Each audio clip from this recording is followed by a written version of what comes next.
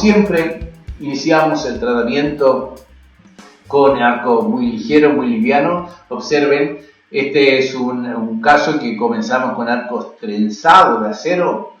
Ya no se utilizan hace muchísimos años estos arcos, ¿vale? Ahora todos los trabajos se hacen con arcos superelásticos. Sin embargo, este es un caso muy antiguo. Lo empezamos con arcos de acero trenzado. Este eran los arcos iniciales para iniciar el tratamiento de ortodoncia. Luego hacíamos secuencias de arco superelástico, luego hacíamos arcos primero redondos, luego rectangulares y luego llegábamos al arco de cierre. En este caso, por ejemplo, teníamos previsto hacer extracciones de los premolares, primeros premolares superiores y primeros premolares inferiores, y no colocamos ningún tipo de bracket en estos primeros premolares porque estaban destinados a las extracciones. Esto, en primer lugar, a día de hoy es un error que no cometemos. Nosotros cuando está previsto hacer extracciones, colocamos bracket en las piezas que vamos a extraer, porque el hecho de tener bracket en los premolares le ayuda desde el punto de vista del comportamiento de los arcos. Los segmentos, los espacios entre bracket y bracket son reducidos y por lo tanto el hecho de poner bracket en los premolares que voy a extraer mejora el comportamiento del arco superelástico, tanto en la arcada superior como en la arcada inferior. De modo que es conveniente colocar bracket en estas piezas. En primer lugar, les tengo que decir que la determinación del momento de la extracción, la cronología de la extracción, depende del apiñamiento dentario. Si yo tengo un paciente con un severo apiñamiento dentario, las extracciones van a ser realizadas en forma temprana en cuanto iniciemos el tratamiento de ortodoncia, ¿vale? Porque necesitamos el espacio para poder hacer la solución de la discrepancia dentaria. Sin embargo, cuando hacemos un tratamiento de ortodoncia sin discrepancia dentaria o con discrepancia dentaria muy moderada, muy pequeña, esas extracciones las vamos a postergar hasta el momento del cierre del espacio. Quiero decir que hasta que no lleguemos al arco adecuado para el cierre del espacio no vamos a hacer las extracciones. Por lo tanto, hay unas extracciones tempranas cuando hay discrepancia dentaria severa y hay unas extracciones tardías cuando el paciente no tiene discrepancia dentaria o submoderada. En este caso, la paciente no tiene discrepancia dentaria, por lo tanto, las extracciones las vamos a hacer solamente cuando lleguemos al arco de KL. Es decir, vamos a hacer secuencia de arco redondo, vamos a hacer la progresión de la secuencia de arcos rectangulares superelásticos y solamente cuando lleguemos al 19 por 25 vamos a hacer las extracciones y vamos a instalar los arcos de cierre. Son extracciones tardías, por lo tanto es conveniente, es razonable, es lógico colocar bracket en los premolares, en estos premolares que vamos a extraer para mejorar el comportamiento del arco y además en el momento de hacer las extracciones el periodonto va a estar muy engrosado y van a ser extracciones simples, fáciles de hacer, poco traumáticas y esto es importante desde el punto de vista del movimiento dentario, la extracción poco traumática.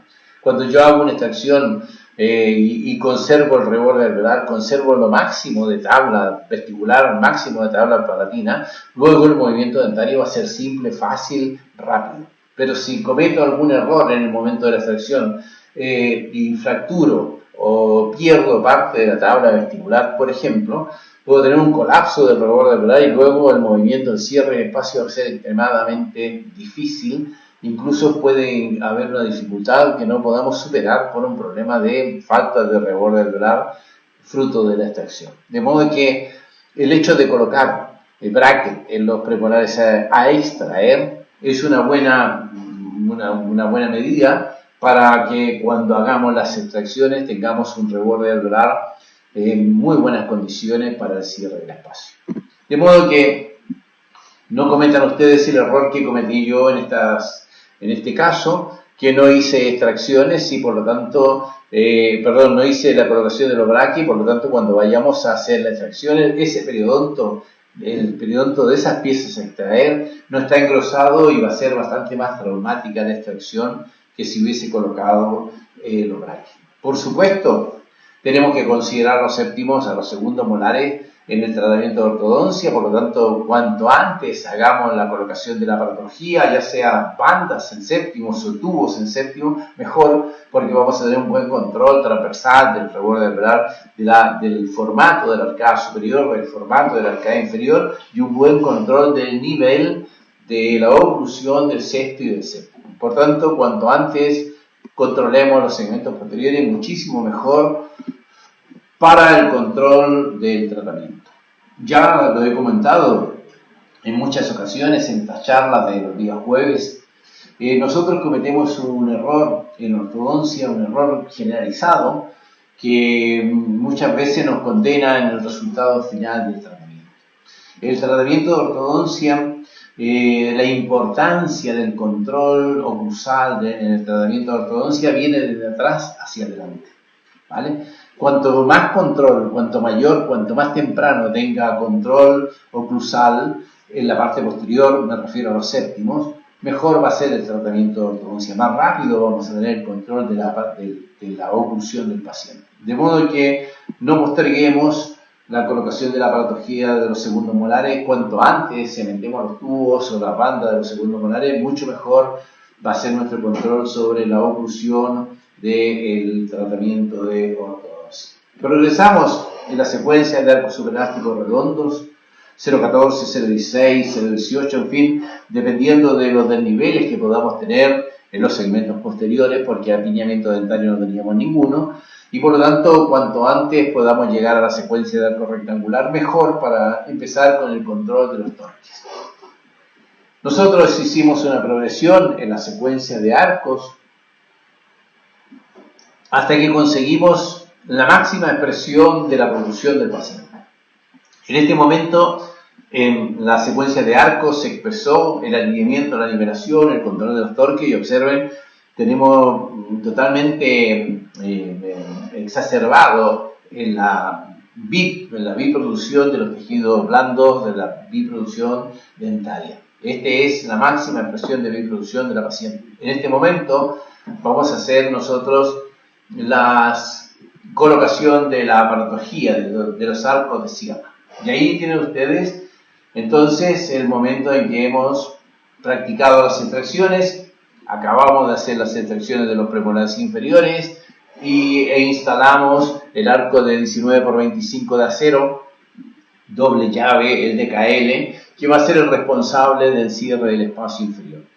Para poder instalar ese arco de 19 por 25 de acero fue necesario progresar la secuencia de arco superelástico hasta 21 por 25 para luego instalar un arco de acero pasivo, ¿vale? No es conveniente que el arco de acero entre con ningún tipo de deformación porque es un arco extremadamente rígido, de modo que la aparatología debe aceptar la colocación del DKL en forma pasiva. Y siempre en la arcada inferior es conveniente redondear el segmento de los incisivos, de los 4 incisivos. Los incisivos inferiores solamente pueden hacer un movimiento de retroinclinación. No hay reborde alveolar, la sínfisis no permite un movimiento en cuerpo y por lo tanto los incisivos inferiores apenas van a hacer un movimiento de retroinclinación. Ese movimiento de retroinclinación de los incisivos necesita un mínimo estímulo. Los incisivos inferiores, para poder retroinclinarse, apenas con un pequeño estímulo es más que suficiente para que se produzca la retroinclinación de los incisivos. Ustedes asustan al paciente cuando entra a la clínica y ya quedó activo el DKL inferior, ¿vale? Basta que le hagan ¡buh! Y entonces el paciente se contractura, aprieta los labios y prácticamente eso es suficiente para hacer una activación de la arcada inferior, la retroinclinación de los incisivos inferiores. La arcada inferior tiene una tendencia natural al colapso.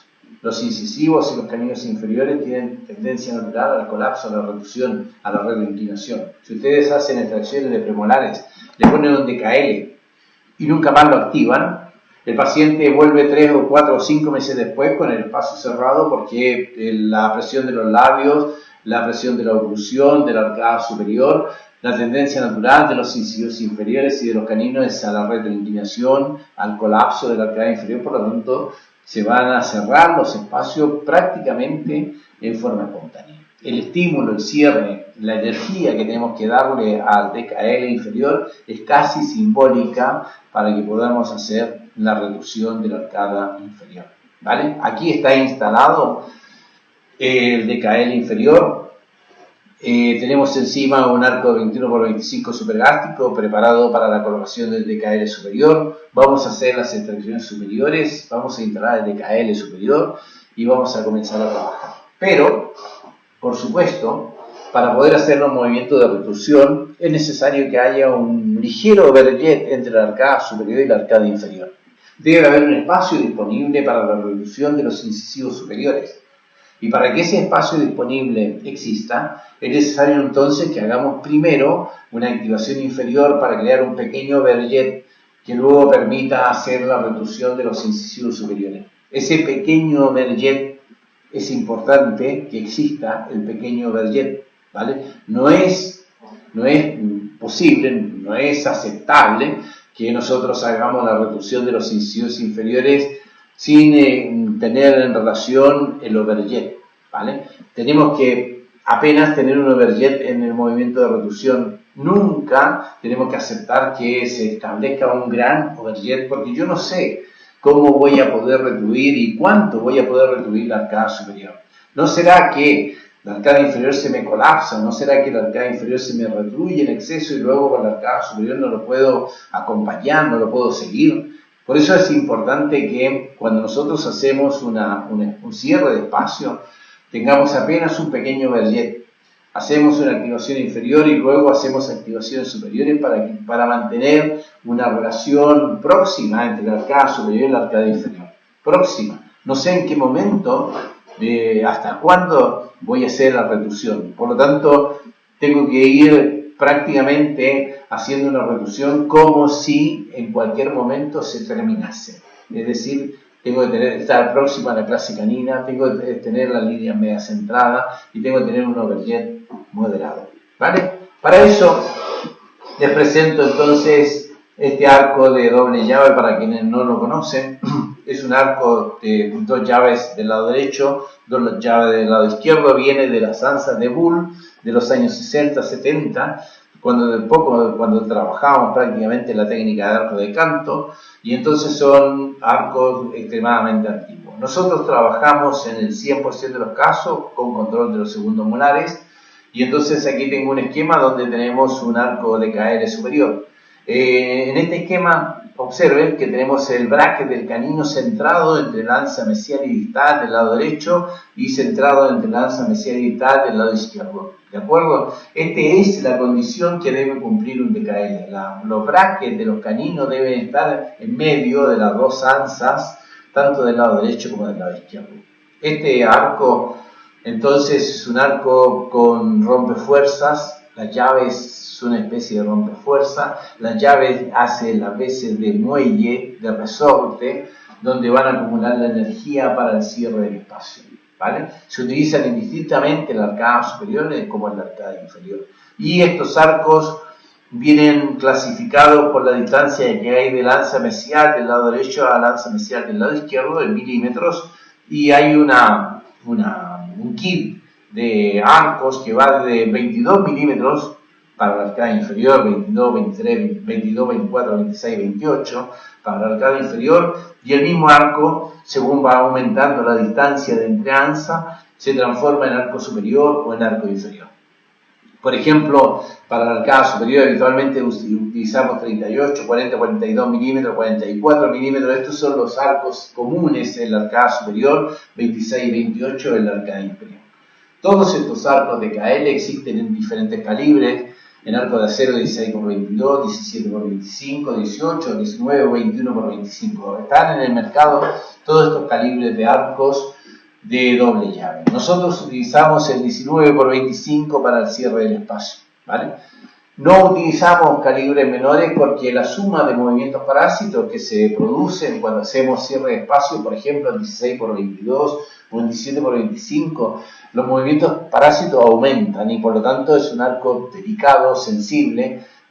No es cómodo de trabajar. En cambio, un arco de 19 para 25 es un arco muy rígido, donde los movimientos parásitos son bastante menores y es más fácil controlar el cierre del espacio, tanto la arcada superior como la arcada inferior. Por tanto, nosotros en particular utilizamos esta técnica de doble llave con el arco 19 por 25.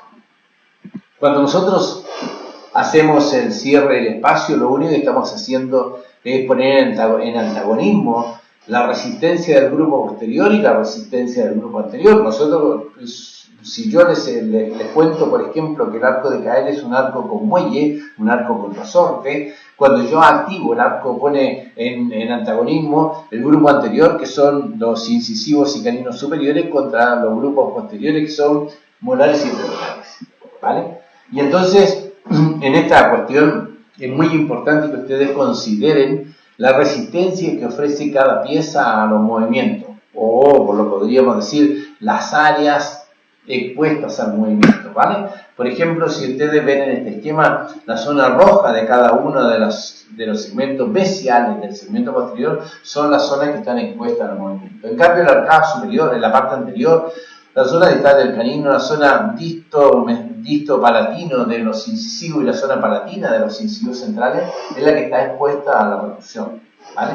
La cantidad de área expuesta al movimiento, el tamaño radicular, la inserción de las piezas en el reborde alveolar les ofrece mayor o menor resistencia al movimiento.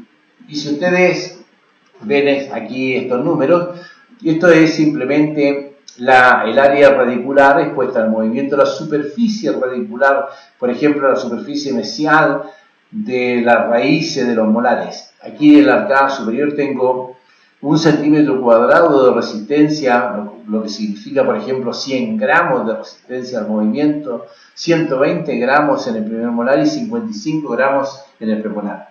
Si yo pongo en todas estas piezas como elemento de anclaje para cerrar un espacio donde tengo del otro lado otra resistencia, otro anclaje que está generado por la parte distal del canino, la parte palatina del incisivo, voy a encontrarme con que la superficie expuesta al tratamiento, al cierre del espacio son 90, 165 gramos, que son la parte anterior, contra 100, 220, 270. 275 gramos de resistencia de la parte posterior contra 160 de la parte anterior. Observen que hay una diferencia significativa entre la parte posterior y la parte anterior. Eso significa que si yo pongo en antagonismo estas dos zonas de anclaje, se van a mover más la parte anterior que la parte posterior. Pero la parte posterior también se va a mover, ¿vale? Se va a mover mucho más la parte anterior, pero la parte posterior también se va a mover. Menos, pero se va a mover. Ahora, si ustedes no trabajan con el segundo molar, hay muchos colegas en ortodoncia que no trabajan con los segundos molares y entonces tendríamos que considerar un primer molar y un premolar. Estamos hablando de 170 gramos contra 90, 160 gramos. Es un empate técnico.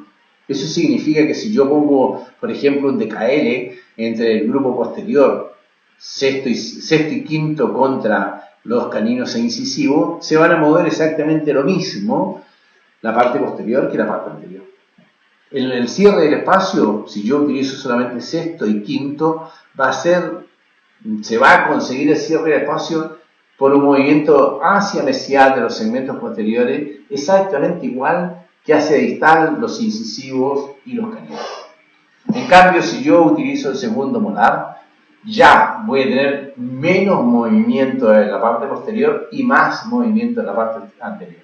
Por lo tanto, estaríamos hablando de un cierre del espacio con anclaje moderado, ¿vale? Cuando yo hago un DKL en la arcada superior y utilizo el segundo molar, puedo decir que es una mecánica de cierre de espacio con anclaje moderado porque estoy poniendo en antagonismo la parte posterior que tiene tantas áreas radiculares, en este caso 270, contra las áreas radiculares anteriores que serían apenas 160. Hay 100 gramos más de resistencia, 110 gramos más de resistencia en la parte posterior que en la parte anterior. Ahora, si prestamos atención a la arcada inferior, El hecho de poder hacer un cierre del espacio, la arcada inferior por retro e inclinación de los incisivos inferiores.